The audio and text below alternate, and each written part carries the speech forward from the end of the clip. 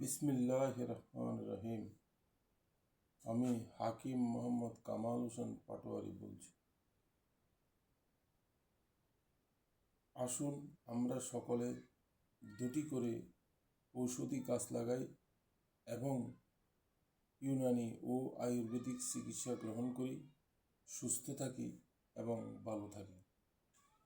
আজকের আলোচ্য বিষয় কুমড়ার বিচি। মিষ্টি কুমড়ার বিচি নিয়ে আজকে আলোচনা করব। তো আসুন, মিষ্টি কুমড়ার বিচি কনস্টিপেশনের জন্য খুবই উপকারী। ইয়া খেলে কষা পায়খানা নরম হয়। এই মিষ্টি কুমড়ার বিচি জৈবিক চাহিদা বাড়ায়, অর্থাৎ সেক্সের জন্য ভালো কাজ করে, সেক্স বাড়ায়। মিষ্টি কুমড়ার বিচি ক্যান্সার প্রতিরোধ করে। এই মিষ্টি কুমড়ার বিচি খেলে হাড়ের গঠনে অত্যন্ত উপকার পাওয়া যায়। মিষ্টি কুমড়ার বিচি দাঁতের গঠনেও অত্যন্ত কার্যকরী, অত্যন্ত উপকার করে। যাদের প্রস্রাবের সমস্যা আছে, ফোঁটা ফোঁটা প্রস্রাব হয়, প্রোস্টেটের সমস্যা, ইউরেথ্রার সমস্যা, অর্থাৎ প্রস্রাব অনিয়মিত, মাঝে মাঝে প্রস্রাব আটকা পড়ে, এ সমস্ত লোকের প্রাথমিক অবস্থায় যদি মিষ্টি কুমড়ার বিচি 2 মাস খেতে পারে নিয়মিত, তাহলে সেরে যাবে।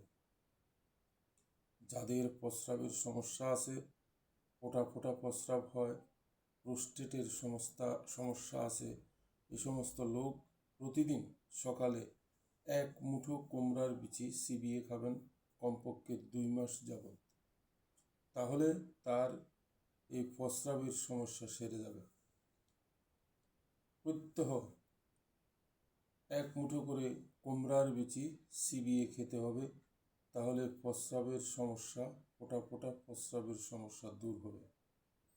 যদি এটা প্রাথমিক হয়, রোগের বয়স যদি অল্প কিছুদিন হয়, তাহলে 2 মাস কুমড়ার বিচি খেলে ইনশাল্লাহ সেরে যাবে।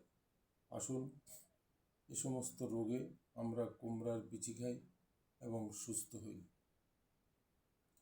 তো আজকে আর আলোচনা বাড়াবো না। কুমড়ার বিচি একটি ভালো ঔষধ। ইহা ইউনানি আয়ুর্বেদিক বিভিন্ন ওষুধ তৈরিতে ব্যবহার হয়। অত্যন্ত কার্যকরী কুমড়ার বিচি। কিছু কিছু সমস্যা আছে, এই কুমড়ার বিচি খেলে সেরে যায়।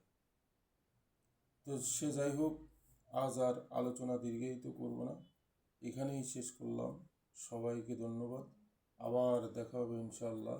আসসালামু আলাইকুম। সবাই ভালো থাকেন, সুস্থ থাকেন।